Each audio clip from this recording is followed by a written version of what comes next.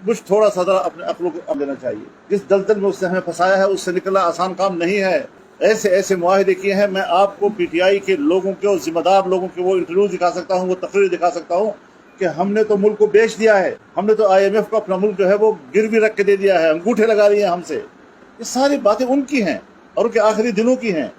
اور میں یہ کہتا ہوں, یہ ان کی باتیں ہیں, میں یہ کہتا ہوں کہ اگر اس وقت ان سے حکومت نہ لی جاتی تو آج آپ کا ملک ٹکڑے ٹکڑے ہو جاتا.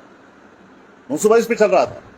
معاشی لحاظ سے آپ کی معیشت کے لیے ہم ایک نئی بنیادیں تلاش کر رہے تھے, پلرز تلاش کر رہے تھے کہ ہماری معیشت کے پلرز کیا ہونے چاہیے.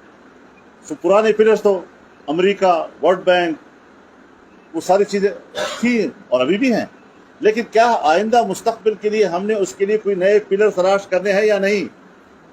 تو اس کے لیے پہلا قدم جو ہمارا تھا وہ چائنا کی انویسٹمنٹ اور یہ سی پیک. سی پیک سڑک کا نام نہیں ہے, سی پیک ایک پیکج ہے جس میں سڑک بھی ہے, جس میں ریلوے لائن بھی تھی, جس کے اندر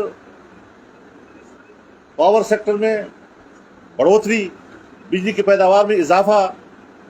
پھر ظاہر ہے جب بجلی کی پیداوار میں اضافہ ہوگا اور یہاں صوبہ خیبر پختونخوا میں آپ کی جو ٹرانسمیشن لائن ہے, اس ٹرانسمیشن لائن میں صرف 1700 میگا واٹ بجلی اٹھانے کی طاقت ہے. تو اگر آپ کو نئے صنعتی علاقے قائم کرنے ہیں اور اس کے ساتھ جو اکنامک ہبس ہیں وہ آپ نے بنانے ہیں, تو اس کے لیے آپ کو بجلی اور گیس بھی چاہیے نا. تو گیس کا منصوبہ اس کے ساتھ تھا, بجلی کا منصوبہ اس کے ساتھ تھا, اور اگر 17,000 تک آپ نے لے جانا ہے بجلی کی کھپت کو تو آپ کو ٹرانسمیشن لائن بھی تبدیل کرنی ہوگی. تو جو نئے پلرز ہم بنا رہے تھے اس پلرز کو اس حکومت نے گرا دیا ہے. اور وہ گوادر بندرگاہ کہ جو ایشیا میں دوسرے نمبر کا سب سے گہرا ترین بندرگاہ تھا, جس سے ایران بھی ڈر رہا تھا, چابہار خطرے میں پڑ گیا, بندر عباس خطرے میں پڑ گیا, دبئی خطرے میں پڑ گیا, اور یہ سب سے زیادہ کامیاب بندرگاہ ہوتا تجارتی لحاظ سے, تو اس کا بیڑا غرق کیا. اور کل جو ابراج گروپ کے حوالے سے خبر آئی ہے کہ کتنا پیسہ دیا گیا, اس پہ جو آپ کے ابو ظبی کے بادشاہوں نے پیسہ ڈالا ہے وہ اسی لیے ڈالا ہے کہ یہ ہر قیمت پر حکومت میں آئے, سی پیک کو ڈبوئے, اور آج وہ گہرا ترین سمندر اس وقت صرف 11 فٹ کا رہ گیا ہے, ریت پہ آ کر اس کو بھر دیا ہے. ملک کی معیشت کو تباہ و برباد کر کے رکھ دیا اس نے. تو ملک یہیں سے ٹوٹ گیا نا, سوویت یونین یہیں سے ٹوٹ گیا نا. یہ چیزیں ہیں کہ جس کی نزاکت کو, جس کی حساسیت کو ہر آدمی کو سمجھنا چاہیے, ہر پڑھے لکھے کو سمجھنا چاہیے کہ ہم نے کس چیلنج کو قبول کیا. ہمیں دکھ ہے کہ ہمارے بینکوں میں جب ہم نے کھنگالا, آپ کو پتا ہے کیا جھوٹ بولتے ہیں یہ لوگ.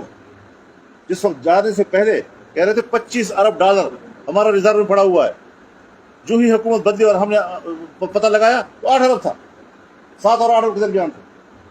اب آپ کے پاس جب ڈالر کے ذخیرے کم ہو جائیں گے تو جو چیز کم ہوتی ہے اس کی قیمت بڑھتی ہے نا.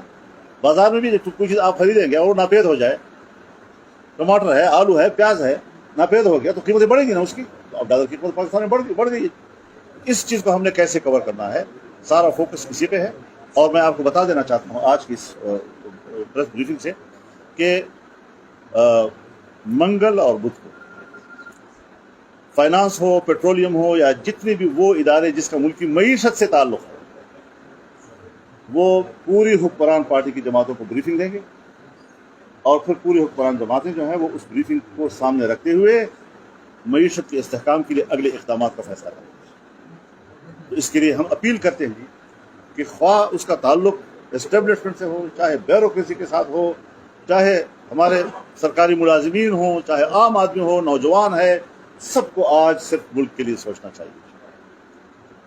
ہم نے تو جناب ایک پارٹی کو دیکھا ہے, لاکھوں کے اس کے کیا کہتے ہیں وہ فیک آئی ڈیز ہیں, اور ایک جھوٹی خبر آج لگوا دیتے ہیں اور اس کے پیچھے جو ہے فیک لائکس جو ہے وہ ڈال دیتے ہیں. لوگ کہتے ہیں اوہ زبردست کمال, اس کتنے لائکس, جھوٹ پر لوگ اس کا سوشل میڈیا جھوٹ, وہ خود جھوٹ, اور جھوٹ جھوٹ جھوٹ جھوٹ. تو ہٹلر کیا کہتا تھا کہ یا تو جھوٹ اتنا بڑا بولو کہ لوگوں کو یقین ہو کہ اتنا بڑا جھوٹ تو نہیں بولا جا سکتا, یا وہ جھوٹ اتنی تکرار کے ساتھ بولو کہ لوگ سمجھے کہ یار یہ بار بار ایک بات کر رہا ہے تو ظاہر کچھ تو ہوگا. تو یہ وہی जो बैनुल अक़वामी उसूल है झूठ को दुनिया से मनवाने के लिए, उसका ठीक ठाक सबक हमारी पीटीआई